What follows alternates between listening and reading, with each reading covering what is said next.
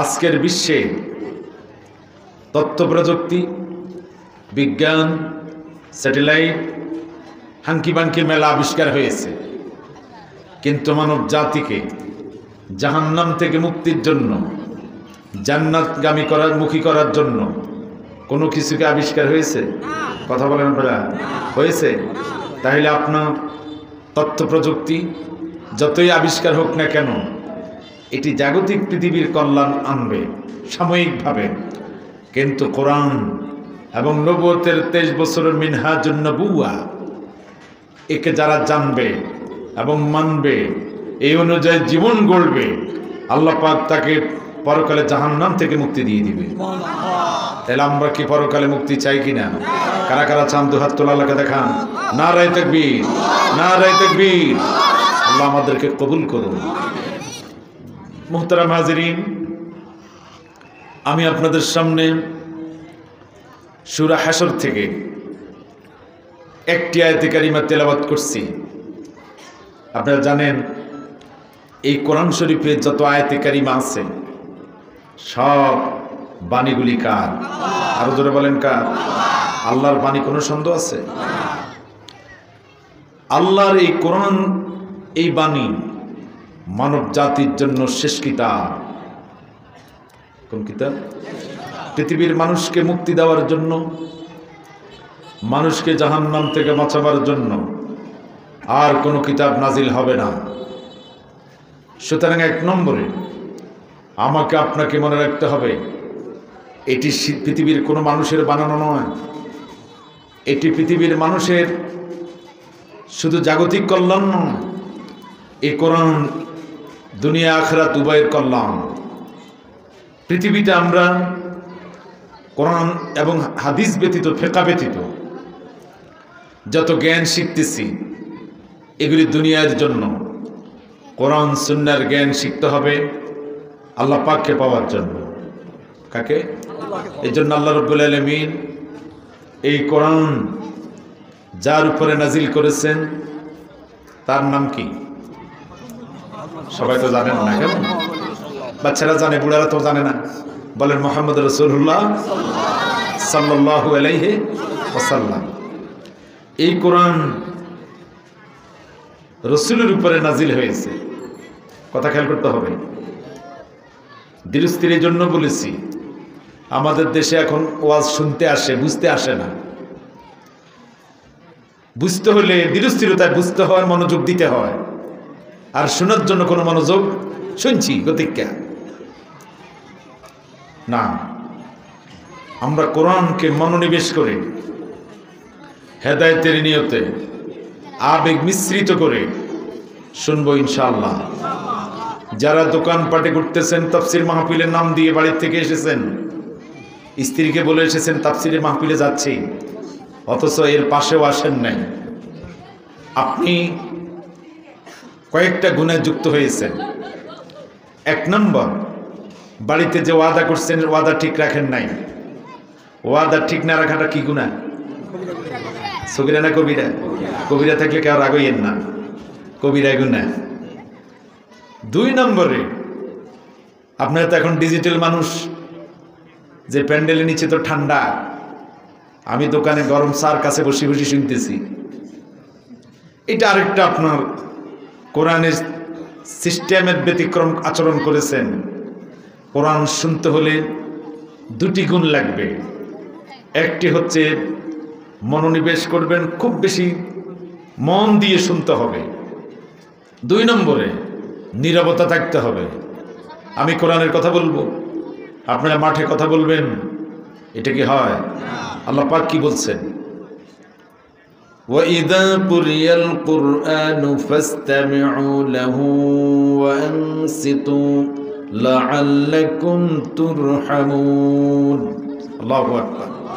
যখন কোরআন তিলাওয়াত করা হবে তোমাদের সামনে, তোমার সামনে, ফাসতামিউ লাহু, অত্যন্ত মনোনিবেশ করে, মনোযোগ দিয়ে, গ্রহণ করার তলব নিয়ে, বুঝা এবং জানা মানার নিয়তে মনোযোগ দিয়ে শুনতে হবে। ওয়া আনসিতু, নীরবতার সাথে, অত্যন্ত নিরঙ্কুশ নীরবতার সাথে শুনতে হবে। যদি এই দুটি কাজ পাওয়া যায়, আল্লাহ তোমাদের প্রতি রহম করবে। সুবহানাল্লাহ জোরে বলেন। এ ওয়াদা কার? এ ওয়াদা কার? আল্লাহর ওয়াদা কি রাজনীতিক ওয়াদা? আল্লাহর ওয়াদা কি খেলাফ হয়? তাহলে এক নম্বর, যারা আমার ভাইরা যুবকেরা রাস্তা আছেন এখনো, আমাদের প্রধান মেহমান আলাবাদ তিনি তো শিব এনেছেন আলহামদুলিল্লাহ, অত্যন্ত মার্জিতভাবে তিনি কথা বলেন। আল্লাহ তার শক্তি, ইলম, তাকওয়া, বাস্তবতাকে আরো বরকত দিয়ে বলন্দ করুন, বলেন আমিন।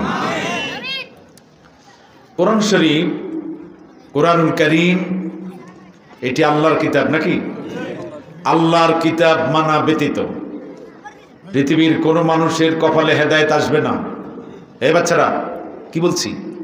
আল্লাহর কোরআন মানা ব্যতীত পৃথিবীর কোনো মানুষের হেদায়েত নসিব হবে না। কারণ হেদায়েত দেওয়ার মালিক হচ্ছেন কে? আরো জোরে বলেন কে? সেই মালিক কোরআন নাজিল করেছেন। সূচনায় তিনি বলেছেন আলিফ লাম মিম যালিকাল কিতাব লা রাইবা ফীহি হুদাল লিল মুত্তাকিন। আলহামদুলিল্লাহ। তাহলে কোরআন হেদায়েতের একমাত্র কিতাব। এই কথাটি বোঝাবার জন্য আমি একটি হাদিস পড়েছি। আমাদের সমাজে এক এক মানুষ এক একটা নীতি নিয়ে, দল নিয়ে, মতবাদ নিয়ে জীবন কাটাচ্ছেন। আমি ভালোভাবে বলতে না পারলেও কথাটা বলার চেষ্টা করছি, শোনেন। আল্লাহ রসুল বলেছেন, হে আবু হুরায়রা শোনো, ওই জাতে পাকের কসম যার কুদরতি কবজায় আমি নবীর জীবন। সুবহানাল্লাহ। রসুল গুরুত্ব দেওয়ার জন্য কসম করে বলছেন, ওয়াল্লাযী নাফসু মুহাম্মাদিন বিয়াদি, মুহাম্মদ সাল্লাল্লাহু আলাইহি সাল্লামের জীবন যেই জাতে পাকের কুদরতি কবজায়, সেই জাতে পাকের নামে কসম করে বলি, সেই জাতে পাককে বলেন সবাই। রসুল কার নামে কসম খাচ্ছেন? আর জোরে বলেন কার নামে? এবং রসুল শোনাচ্ছেন উম্মতদেরকে বিষয়টা গুরুত্ব আরোপ করার জন্য।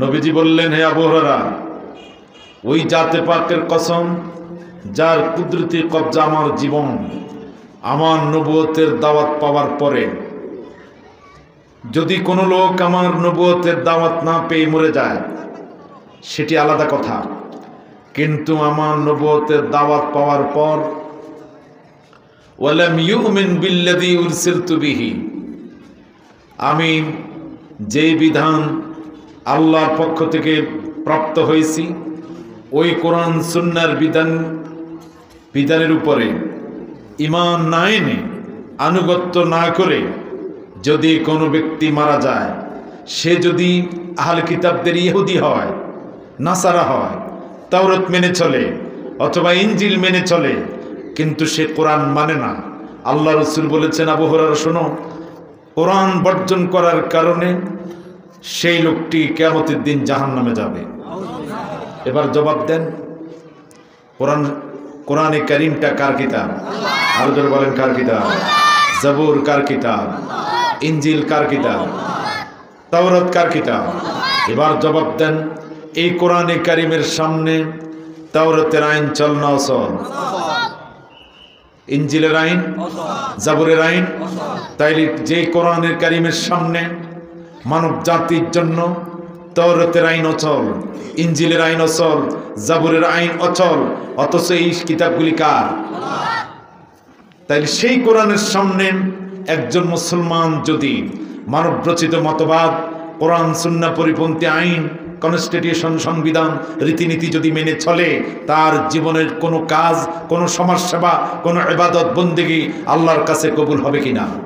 জোরে বলেন, জোরে বলেন হবে। তাহলে আপনারা, আমরা এই এলাকার যুবক, এই এলাকার তরুণ, এই এলাকার মেহনতি মানুষ, এই এলাকার শিক্ষিত, এই এলাকার কৃষিজীবী মা বোনদেরকে প্রত্যেককে বলি, কোরআন সুন্নাহর পথে না আসা পর্যন্ত আপনার জীবনের কোনো ইবাদত কবুল হবে না। সুতরাং আমাদের এই কোরআন সম্পর্কে আমাদের সঠিক ধারণা নাই বলে আমি এই কথাগুলি আপনাদের সামনে বলতেছি। কথা ঠিক না? তাহলে আজকের পর থেকে আমরা কখনো কোরআন সুন্নাহ বাদ দিয়ে আমাদের জীবন পরিচালনা করব। কারা কারা করবেন না? হাত তুলে আল্লাহকে দেখান। হাত উঠতে চায় না, বলেন আল্লাহু আকবার, নারায়ে তাকবীর। আল্লাহ আমাদেরকে কবুল করুন। সম্মানিত ভাইরা, আল্লাহ রাব্বুল আলামিন আমাদেরকে জানিয়ে দিয়েছেন যে বিশ্বনবী যার উপরে কোরআনটা নাজিল হলো গারে হেরাতে, কোন জায়গায়? রসুল সেখানে 5 বছর 6 মাস অপেক্ষা করেছেন। সেই পাহাড়ে কোরআন নাজিলের কারণে জাবালে নূর, গারে হেরাকে এখন বলা হয় নূরের পাহাড়। কোরআনের নাম হচ্ছে এক নাম নূর। সুবহানাল্লাহ। এই কোরআনটা রসুলের মাথায়, ব্রেনে, কলবে আসার আগ পর্যন্ত রসুল জান্নাতের পথ পাচ্ছিলেন না। অদ্যহাতে আল্লাহ কি বলছেন? ওয়াজাদাকা দাল্লান ফাহাদা। হে রসুল, আমি আপনাকে পেয়েছি, আপনি রাস্তা খোঁজ করতেছেন। সুবহানাল্লাহ। রাস্তা সবচেয়ে মোস্ট ইম্পর্টেন্ট। আপনার রাস্তা চিনা জরুরি। এবং কোরআন শরীফ আল্লাহ পাক বলছেন রাস্তা চিনা জরুরি, এই জন্য বান্দাদেরকে জান্নাতের রাস্তা দেওয়ার দায় দায়িত্ব আমি আল্লাহ আমার কাছে রেখেছি। ওয়ালাল্লাহি কসদুস সাবিলি ওয়া মিনহা জাইর। আল্লাহু আকবার। ওয়ালাল্লাহি কসদুস সাবিল। আল্লাহ পাকের দায়িত্বে রয়েছেন সঠিক পথ দেখানো। যেই পৃথিবীতে অসংখ্য বক্রপথ, বাঁকা পথ, বামপথ, রামপথ, গুমরাহি পথ, সেই জায়গাতে বান্দাকে জান্নাতের পথ দিবেন কে? আর সেই জান্নাতের পথ দেওয়ার জন্যই আল্লাহ পাক কোরআন দিয়ে মানুষদেরকে জান্নাতের পথ দেখিয়ে দিয়েছে। রসুল গারে হেরাতে বসার পরে যখন কোরআনের সবক আসলো, আল্লাহ বলছেন আমি দেখতেছি আপনি খোঁজ করতেছেন, কিন্তু আপনি চিনেন না, জানেন না, আমি আল্লাহ আপনাকে চিনিয়ে দিলাম, জানিয়ে দিলাম। একজন মানুষ ভিন্ন ডিস্ট্রিক্ট থেকে যদি আসে যে রামগতি যাবে, কোন গতি? কথা বলেন। সেই রামগতির গাড়ি চৌমুহনী থেকে ডাইরেক্ট পশ্চিম দিকে তো না? কয় যে হুঁশ আছে নাকি? ডাইরেক্ট পশ্চিম দিকে? কোন দিকে? আপনারা স্টেশন জানেন, বলেন না কার? কোর্ট বিল্ডিং এর পাশে গিয়ে কোন দিকে মোড় দিতে হবে? বাম দিকে। দক্ষিণ মুখিন বাম, কোন দিকে? বাম দিকে যেতে হবে। ডান বাম বলবো, আমরা কি বামপন্থী না ডানপন্থী? সবাই ডানপন্থী তো। তো ড্রাইভার খুব চালাক, চৌমুহনী থেকে লোকটাকে গাড়িতে উঠালো। লোকটা বলছে ভাইজান আমি তো রামগতি যাব। ওরা উঠে ফেলেছে আধুনিকে। আগের আধুনিক, এখন কি আনন্দ। দেশে তো এখন আনন্দ বেশি, তো তা আনন্দতে উঠেই নিল। এখন আনন্দ কিন্তু দক্ষিণ দিকে কি ডান দিকে, বাম দিকে যাচ্ছে না। কোন দিকে যাচ্ছে? ডাইরেক্ট যাচ্ছে। এখন বলেন এই লোকটি কি গন্তব্যস্থানে পৌঁছতে পারবে? যারা বলেন পারবে। অথচ লোকটার টার্গেট কোথায় যাবে? এখন যাচ্ছে কোন গতি? হ্যাঁ, পশ্চিম গতি নাকি? তাও তো হিন্দু গতি, রায়পুর। তাইলে বলেন লোকটার নিয়ত ভালো, কিন্তু একটা সিদ্ধান্ত কি হয়ে গেছে? ভুল হয়েছে। এই জন্য তার রাম গতি যাওয়া নসিব হবে না। কথা বুঝতেছেন আপনারা? আমরা যারা আজকে এখানে এসেছি, আমাদের এই সমাজের নারী, পুরুষ, যুবক, তরুণ, প্রত্যেকের নিয়ত হচ্ছে আমরা কোথায় যাব? যারা বলেন কোথায়? মুখ কান খোলেন না কেন? গামছা দিয়ে ধরে রেখেছেন নি? কোথায় যাবেন? জান্নাতে। জান্নাতে যাবেন ঠিক আছে, কিন্তু অনেকেই উঠে বসে আছেন ফেরাউনের গাড়িতে। কথা বুঝছেন না? অনেকে উঠে বসে আছেন নমরুদের গাড়িতে, ঠিক কিনা বলো? অনেকে বসে আছেন তাগুতের গাড়িতে। সুতরাং আপনার জীবনে আপনার টার্গেটে পৌঁছা সম্ভব। আল্লাহ রাব্বুল আলামিন এই জন্য কোরআন শরীফে জানিয়ে দিয়েছেন ইন্না হাযাল কুরআন ইয়াহদি লিল্লাতী হিয়া আকওয়াম ويبشر المؤمنين الذين يعملون الصالحات أن لهم أجرا كبيرا الله أكبر নিশ্চয়ই إن هذا القرآن এই কোরআনে কারীমটা তোমাদের সামনে যার আলোচনা চলছে ইহদি লিল্লাতী হিয়া আকওয়াম, তোমরা যদি কোরআনের কাছে হেদায়েত সন্ধান করো তাহলে কোরআন তোমাদেরকে ওই পথের হেদায়েত দিবে যেই পথটা নিতান্ত নির্ভুল, সবচেয়ে নিরেট মজবুত। এই কোরআন তোমাকে তোমার গন্তব্যস্থানে পৌঁছিয়ে দেবে। তাহলে কোরআন ছাড়লে মানুষ কি টার্গেটে পৌঁছতে পারবে? আর জোরবেন পারবে? আমাদের এই সমাজে যারাই আজকে আমাদের সাথে কোরআনের সাথে এখনো একমত হতে পারেন নাই, তাদের জীবনে কোনো কাজে কবুল হবে না।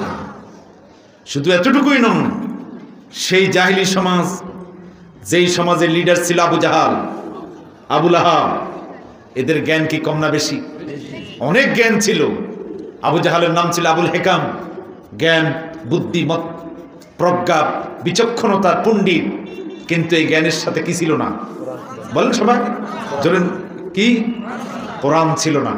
এই কোরআন যুক্ত না হওয়ার কারণে সে কি প্রকৃত জ্ঞানী হতে পেরেছে?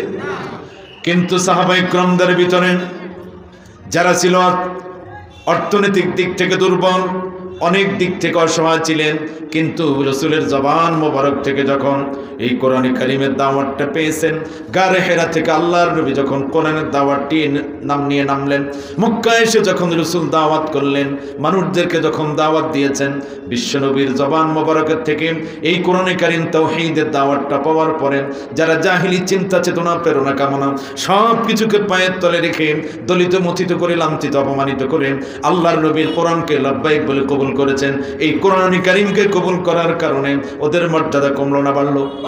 ওদের মর্যাদা বাড়তে বাড়তে এত পর্যায়ে উপচে কোরআন শরীফ আল্লাহ বলেন ওয়াযকুরু নি'মাতাল্লাহি আলাইকুম إذ كنتم أعداء فألف بين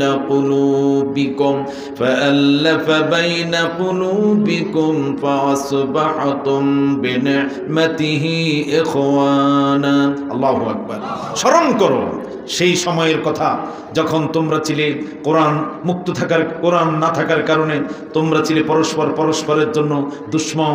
সেই পরস্পরের দুশ্মনকে আমি আল্লাহ পাক কোরআনে কারীম দিয়ে তোমাদেরকে ভ্রাতৃত্বের বন্ধনে আবদ্ধ করে তোমাদের থেকে দুশ্মনী আমি দূর করে দিয়ে ভাই ভাই পরিণত করে দিয়েছি।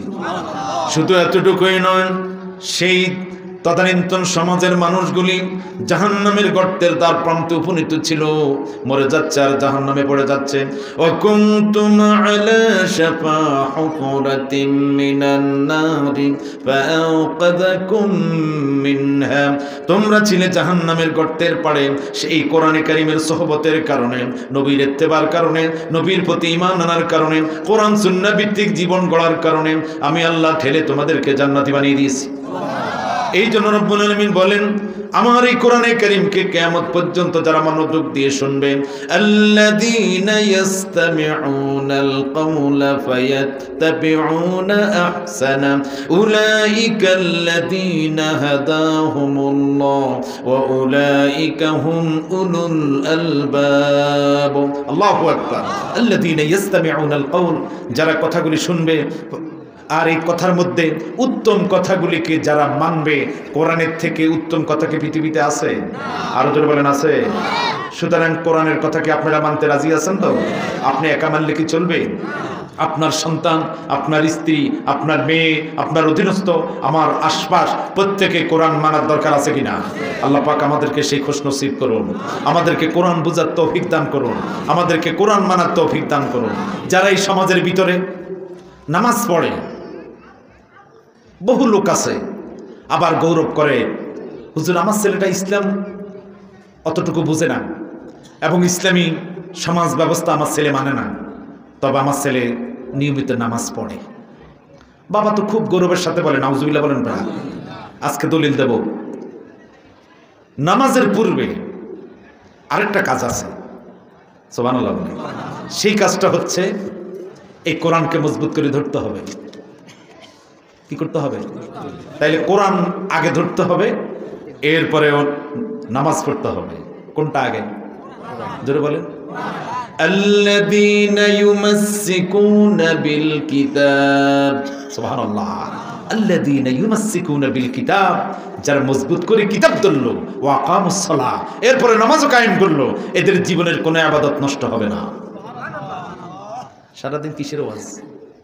এই সমাজে যারা এখনো আল্লাহর এই জমিন, আল্লাহর হুকুমত কায়েম হোক চায় না, এরকম লোক নাই? আর আস্তে আস্তে কম। চিৎকার মেরে বলা আছে কিনা? আমার মায়েরা এরকম আছে কিনা? বোনেরা আছে কিনা? আবার এদেরকে ইবলিসের মাঝে মধ্যে ইনজেকশনও দেয়। আর হুজুরের এরকম কয় বেগিন হন ইচ্ছা আছে না? আছে না? আছে না? কারণ আমি একটু বুড়ো হয়েছি আলাদা করি নাকি স্যার? আমি যখন টকবক যুবক স্যার তখন থেকে আমাকে দোয়া করতেছেন, আলহামদুলিল্লাহ।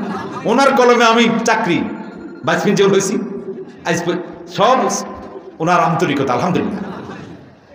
তো বলতেছিলাম গোমর আউট করে দিলাম, আলহামদুলিল্লাহ। কেন না? তাইলে আপনার নামাজ রোজা বদ ধরবে, আগে কোরআন মানা। সাহাবা ইকরামে কোরআনের পক্ষে ছিল না বিপক্ষে? ইসলামের পক্ষে না বিপক্ষে? আচ্ছা, ছোট্ট একটা উদাহরণ দিই। পুকুরের মাছ বাগ করতেছে আপনাদের বাড়ির, বাগ শেষ, এখন একটা লাঠি মাছ, টাকি মাছ, যা কম সিন্দি কি করতে পারে? আব্দুলের মাথা ঢাকা বক্তা কষাই খাবাইছে একদিন, নোয়া নোয়া। এখন টাকি মাছটা যেই ভাগে, আপনার চোখ কোন ভাগে? কাইয়া দেন। সুবহানাল্লাহ। একটা টাকি মাছের দিকে চোখ চলে গেল, আপনি সেখানে ওই মাছের বাগের পক্ষে না বিপক্ষে? কন্যাকা। ইসলাম কাদ দেওয়া, যদি বলেন।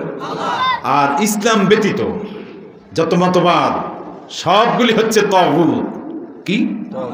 তাগুত। তাগুত বর্জন করলে ঈমান টিকে যায়, তাগুত সাথে রাখলে সব বরবাদ হয়ে যায়। আপনারা কি ইসলামের পক্ষে না বিপক্ষে? আমাদের দেশে কিছু আছে পক্ষে, কিছু আছে বিপক্ষে, আবার কিছু আছে নিরপেক্ষে। নাউজুবিল্লাহ। বাক্য গা কইছি কোন দুগা মাছ দিবা করছি না, তাইলে নিরপেক্ষ কোনো কথা নাই। আল্লাহু আকবার বলেন। হয় পক্ষে নয় কি? আল্লাহু আকবার। এবার আল্লাহর কাছে যায়, আল্লাহ আপনি কি ইসলামের পক্ষে না বিপক্ষে? জিজ্ঞাই কারে? কন্যাকা। আল্লাহ বলছেন ইন্নাদ দীনা ইনদাল্লাহিল, আমি কিন্তু ইসলামের পক্ষে। সুবহানাল্লাহ। আল্লাহ কি ইসলামের পক্ষে না? যেই আল্লাহ ইসলামের পক্ষে, সে আল্লাহর ইসলাম আপনি কি পক্ষে না বিপক্ষে যাবেন? তাই ইসলামের ব্যাপারে নিরপেক্ষ থাকা যাবে? আরো জোরে বলেন যাবে? আল্লাহ আমাদেরকে ইসলামের পক্ষে থাকার তৌফিক দেন। ইসলামের ক্ষেত্রে আসলে হুজুর আমি এখন একটু নিরপেক্ষে আছি, নাউজুবিল্লাহ। নিরপেক্ষ বলতে কিছুই নাই।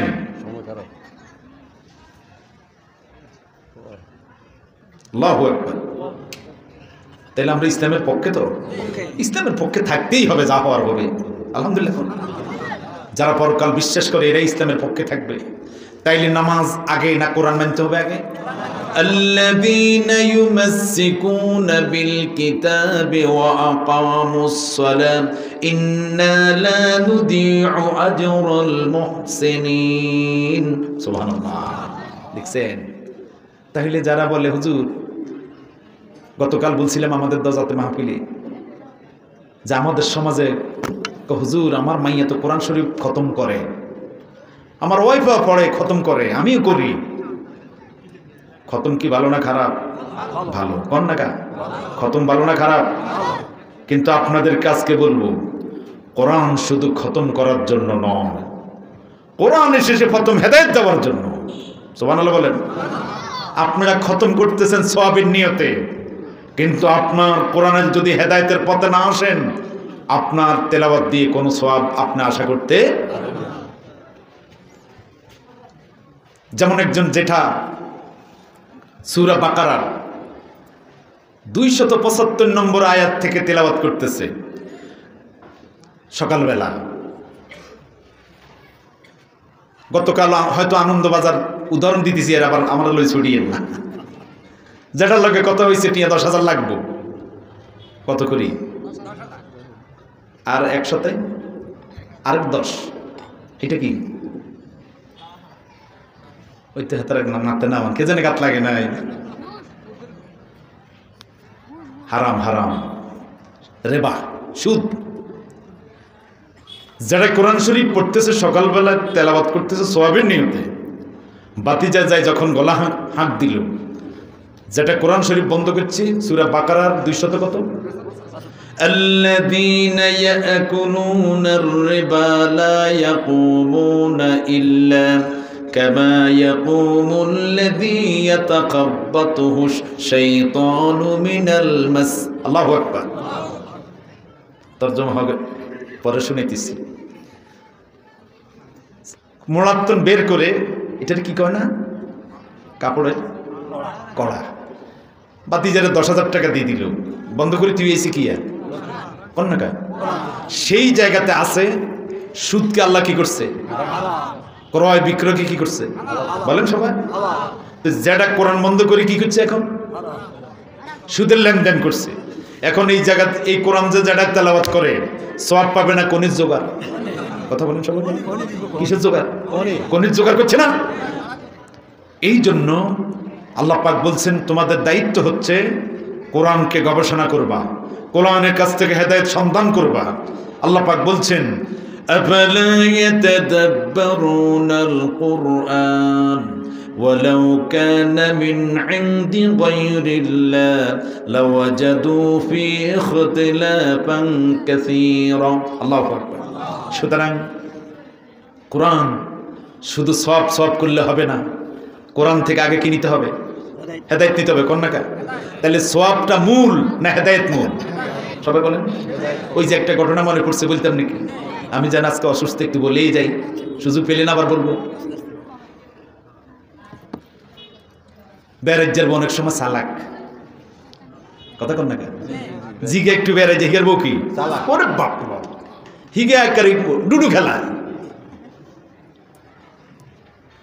এরকম এক বেড়াজ্জার স্ত্রী ধরি বইছে, মিয়া 13 বছর পর্যন্ত কেরাসিন তেল কিনেন, দুনিয়া থাই দেয়, ডুল্লা থাই দেয়, গুঁড়া মাছা হাই দেয়, জামাছা হাই দেয়, আপনি কোনোদিন হাই আনেন না। আজকে তেল কিনতে গেলে হাই আনতে হবে। কে বলে দিছে? কন্যাকা, মাথা ঢুকে দিছে তো। আবার এই যে লোকের মাথা যেটা ঢুকে, এটা মানে কি ঘুরে। এখন বাজারে গিয়ে শুনতেছেন, ওই যে এখন কোরআনের হেদায়েতের দিকে খেয়াল নাই, কোন মুই খেয়াল সব সব সব সব করে কব হয়ে গেছে। যাকে মিয়া মেলা ঠকাইছেন, কিসে এরকম করেন করে না, আজকে বাড়িতে খেয়াল করাই দিছে, কিসে আজকে তেলের হাইদান লাগবে, ভাই দিও সমস্যা নেই, তুমি ঠান্ডা হবে। ওই যে ঠান্ডা হয়েছে, টুকটাক সব কিনে হ্যাঁ তেল দাও, তো যথারীতি 2.5 পোয়া ঢুকাইছে, বোতলে ধরে কত 2.5 পোয়া, হাই দিতেন না, দিন তো লবিং কিও ব্যবস্থা করেন। ওই যে বোতল একগুণ আছে না স্ক্রিন দেখি, খাদা কি কয় এটারে, গিলা কিনা কয়, এরকম কি কয়, ওই যে এটা গ্রিন একটা বোতলের মধ্যে ছিদ্র ছিল। এখন আজকে বাড়িতে গেলে তো নাইলে মারামারি হবে, ঘুমাইতে দিবে না, ক্যারকার করবে, হাই তো নেওয়াই লাগবে, কারণ তার ব্রেনাম কি ঘুরে, হাই ঘুরে। তো বোতলকে উদ করি, হাই বুঝছে পিছনে, বেটা খুব খুশি, আজকে কি লইছি। তো 13 বছর পর্যন্ত যে বোতলটা ইউজ করছে, ওই বোতলের মূল কাকতকে নাই, বেটি বাড়ির তো সুসে লাগাই দিছে। এখন মূলটা টেবাই টেবাই উঠতে আছে, মুরগি টেবাই টেবাই ফুটতেছে আসলটা, আর হেতার নজর কোন দিকে, হাইয়ের দিকে, খুব খুশি, হাইলছি সব লইতে আছে, হেতা জাহান্নামের দিকে যাইতেছে, নাউজুবিল্লাহ। এখন গরিব মানুষ বাড়ির কাছে গিয়ে ডাকতেছে, তাড়াতাড়ি বারো হায়। ওই লোক মহিলা জাপদি লাপদি বের হয়েছে, এখন বোতল দিতেছে তার হাতে, কয় তার মাথা খারাপ হয়েছে, বোতলে নিজের বোতলে এনে না হাই হয়ে গেছে মাটি, হাই কোনায় মাটিতে। আর মূল যেটা টেবাই টেবাই 2.5 মাইল হতে হতে কি শেষ হয়ে গেছে।